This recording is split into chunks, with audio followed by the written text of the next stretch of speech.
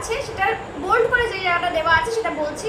যদি ফার্ম মোট উৎপাদনকে দ্রব্যের মাধ্যমেই বন্টন করে দিতে চায় বিভিন্ন উপাদানের মধ্যে, তাহলে প্রান্তিক বাস্তব উৎপাদনের ধারণা গ্রহণ করা হবে। অন্যদিকে যদি ফার্ম দ্রব্যটি বাজারে বিক্রি করে রেভিনিউ পাবে, সেই রেভিনিউ এর বিভিন্ন উপাদানের মধ্যে বন্টন করে দিতে চায়, তাহলে প্রান্তিক উৎপাদনের মূল্য বা প্রান্তিক রেভিনিউ উৎপাদন গ্রহণ করতে হবে। মানেটা কি হলো? মানেটা বলতে চাইছে যে যে উৎপাদন হয়েছে, ধরো চাল উৎপাদন হয়েছে, এবার আমরা কি করতে চাইছি যে যারা লেবার, সেই লেবারকে আমি টাকা না দিয়ে উৎপাদনটাই দিতে চাইছি, মানে চালটাই দিতে চাইছি। তাহলে কি হবে?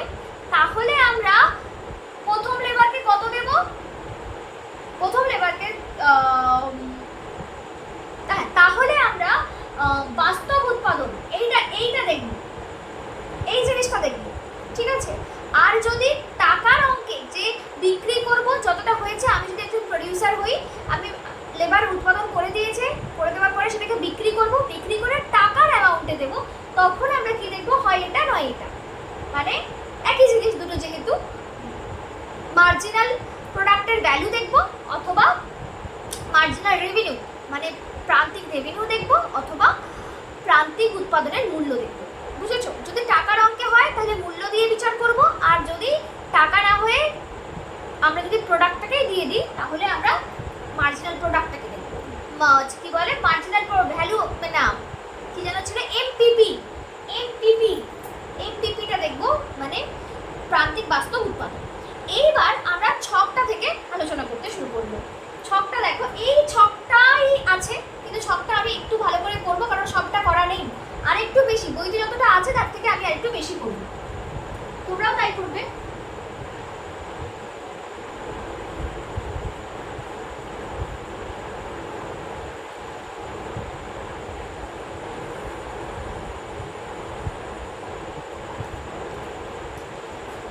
এখানে হচ্ছে শ্রমিকের সংখ্যা, নাম্বার অফ লেবার। আকাঙ্ক্ষা আছো? হ্যাঁ, আকাঙ্ক্ষা আছো। নাম্বার অফ লেবার লিখবে, নাম্বার অফ লেবার। নেক্সট কি লিখবে? মোট উৎপাদন, টোটাল প্রোডাকশন। তারপরে লিখবে মার্জিনাল ফিজিক্যাল প্রোডাক্ট, প্রান্তিক বাস্তব উৎপাদন।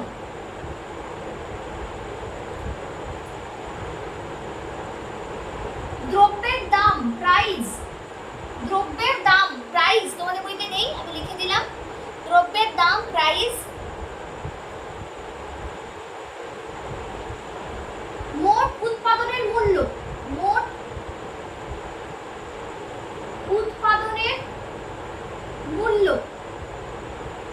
ভ্যালু অফ টোটাল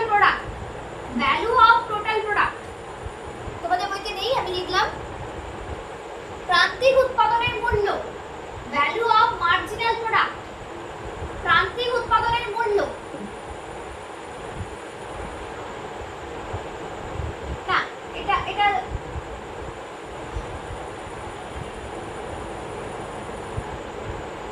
ভিটিপির বাংলাটা কি বললেন? ভিটিপি লিখলাম যে মোট উৎপাদনের মূল্য। এখানে তারপরে লিখবে মোট রেভিনিউ। দরকার আছে কি? হ্যাঁ, দেখো টোটাল রেভিনিউ প্রোডাক্ট, মোট রেভিনিউ উৎপাদন, প্রান্তিক রেভিনিউ উৎপাদন, মার্জিনাল রেভিনিউ প্রোডাক্ট।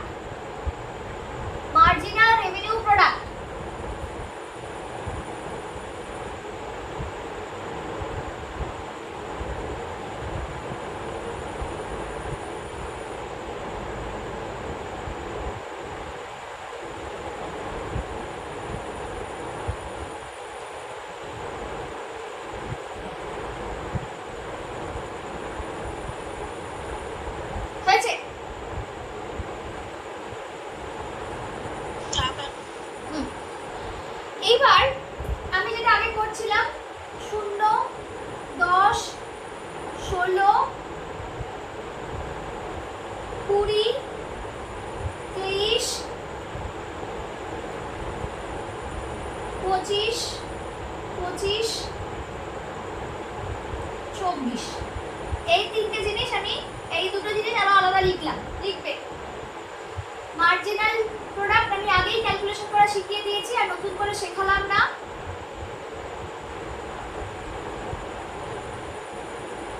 এর পরেরটা কত হবে অনিত বলবে।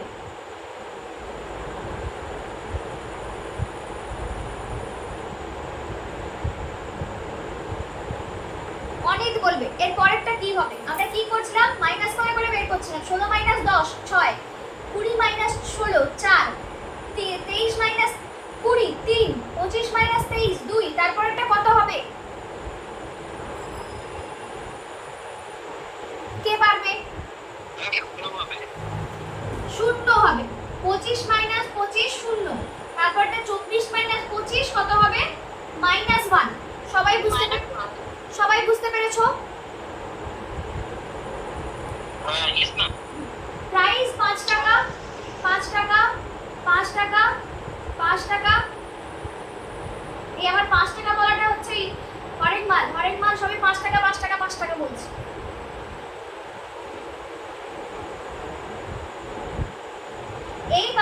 এইবার আমি এখানে নতুন একটা কলাম করেছি, value of total product. Total product এটা, টোটাল প্রোডাক্টের ভ্যালু আমরা কি করে বের করব? টোটাল প্রোডাক্ট ইনটু 5 দাম। টোটাল প্রোডাক্ট ইনটু দাম করে দিলে আমরা কি পেয়ে যাব? ভ্যালু অফ টোটাল প্রোডাক্ট পেয়ে যাব। ভ্যালু অফ টোটাল প্রোডাক্ট তার মানে কি হবে? 0 50 80 100 23 ইনটু 5 23 ইনটু 5 করলে 5 5 গুণে 3 5 15 5 গুণে 10 11 25 ইনটু 5 125 25 ইনটু 5 125 24 ইনটু 5 120 সম্ভবত 120। ভিএনপি কি করে বের করেছিলাম? ভিএনপি আমরা বের করেছিলাম যে মার্জিনাল প্রোডাক্ট কিন্তু দাম। তার মানে 50 30 20 15 10 0 -5। Total revenue product. তো টোটাল রেভিনিউ প্রোডাক্টটাও সেম জিনিস ছিল।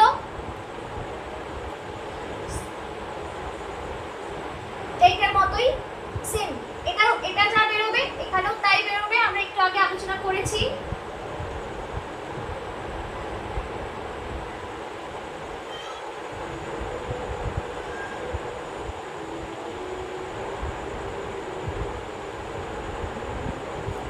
আবার একটু আগে দেখেছিলাম ভিএমপি আর এমআরপি একই।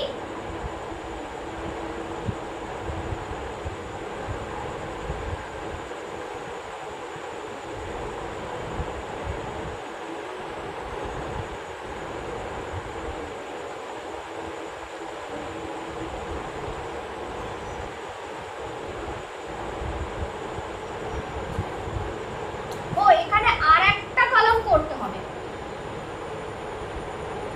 তোমাদের জায়গা আছে কিনা জানি না, আমার তো জায়গা খুব কম। ওয়েজ বা মজুরি হচ্ছে 20 টাকা।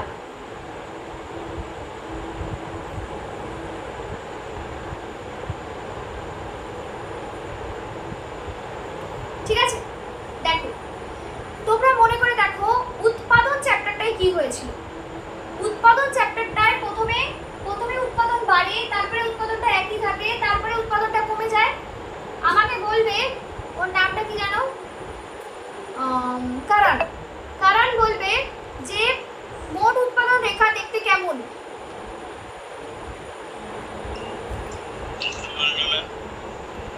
হ্যাঁ বলছি মোট উৎপাদন রেখা দেখতে কেমন?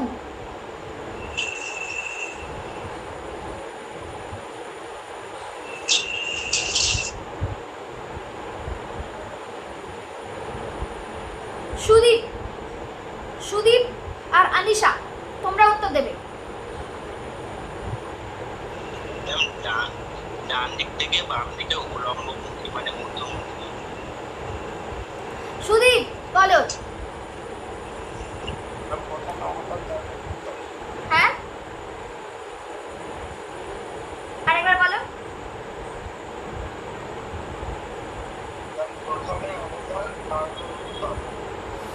এ কি বলে আনিশা?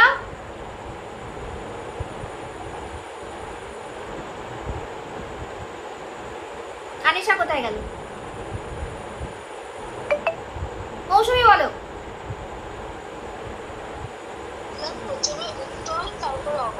প্রথমে উত্তল পরে অবতল। উত্তল অবতল, প্রথমে এইরকম গিয়ে তারপরে এইরকম, তাই না? এরকম হয়েছিল। তো টোটাল প্রোডাক্ট এখানটায় গিয়ে কি হয়েছিল, এখানটায় গিয়ে সমান তারপরে কমতে শুরু করেছিল। তো সেই রকম ভাবে আমি করেছি। তো আমরা দেখেছিলাম যে ঠিক কোন জায়গা পর্যন্ত উৎপাদন হবে, একজন বিচক্ষণ উদ্যোক্তা কতদূর পর্যন্ত উৎপাদন করবে।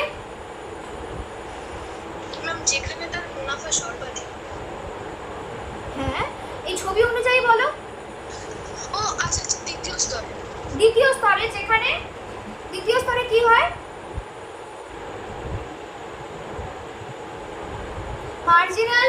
মার্জিনাল উৎপাদনটা শূন্য তার আগে পর্যন্ত করবে, তাই না?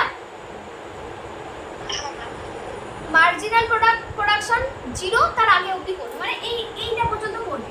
তো আমরা দেখেছিলাম তার মানে এখান পর্যন্ত উৎপাদন করার কথা, তাই তো? আমরা এটা উৎপাদন তত্ত্বে করে এসেছি, কিন্তু উৎপাদন তত্ত্বের থেকে একটু এটা অ্যাডভান্স, যে কত দূর আসলে করব। এখানে বলা হচ্ছে যে মজুরি দিচ্ছি, যখন আমি মজুরি দিচ্ছি একজন লেবারকে, সবই একই ক্যাটাগরির লেবার নিয়েছি, যে সবাই ধরো গ্র্যাজুয়েট, সবাই সেম ক্যাটাগরি, সবাইকে একসঙ্গে মানে একসঙ্গে নিয়োগ বলতে পরপর নিয়োগ হচ্ছে। তো সবাইকে কি আলাদা স্যালারি দিতে পারবো আমি? পারবো না। আমার ক্যাপাসিটি অনুযায়ী নাকি সবাই সেম ক্যাটাগরি। এবার তারা এসে কাজ করছে না আলাদা কথা, কিন্তু সেম ক্যাটাগরির যখন লোককে আমি নিয়োগ করব, সবাইকে আলাদা মজুরি দিতে পারবো? সবাইকে সেম মজুরি দিতে হবে। তো সবাইকে আমি 20 টাকা মজুরি ধরে নেওয়া হচ্ছে, 20 টাকা। এবার একজন উৎপাদক প্রথমজন লেবার নিয়োগ করেছে, সে কতগুলো উৎপাদন করেছে? 10টা। তার জন্য ইনকাম কত হয়েছে? 50 টাকা, আর তাকে দেওয়া হচ্ছে 20 টাকা, তাই তো? হ্যাঁ, আরেকবার বলুন। আচ্ছা, এই বড় ছকটা তোমাদের হয়ে গেছে? একটা কথা বলবো। বলো।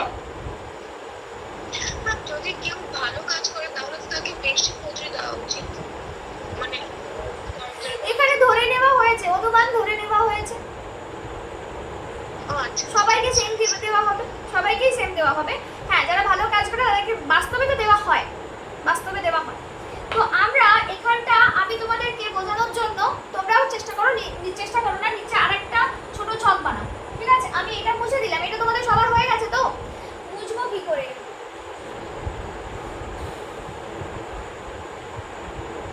বোঝা তো সম্ভব না, ঠিক আছে, বোঝাচ্ছি। দেখো এইখানে কি হচ্ছে, একজন লেবার নিয়োগ করা হয়েছে, সে কতগুলো উৎপাদন করেছে? 10টা। তার সেই 10টা বিক্রি করে কত টাকা পাওয়া গেছে? 50 টাকা। আর তাকে মজুরি দেওয়া হচ্ছে কত টাকা?